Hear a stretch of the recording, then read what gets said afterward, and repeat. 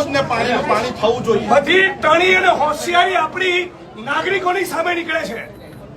નેતાઓ સામે કાઢો, બુટલેગરો સામે પાવર કરો તો ખબર પડે, માઇનિંગ માફિયાઓની સામે પાવર કરો તો ખબર પડે કે તમે એસડીએમ છો ને પીઆઈ છો. એટલે બહુ એસડીએમ ફેસડીએમ જોયા, બહુ પીઆઈ બીઆઈ જોયા, આ બહેનોને ધક્કા મારો છો. Was that bloody nonsense? કોણ હતો બેવકૂફ? હાથ લગાડો બહેનોને. એમના સમજતા કે ટોળું છે અને કેમેરા છે, એકલો હશે ને તો બી આવું બોલીશ.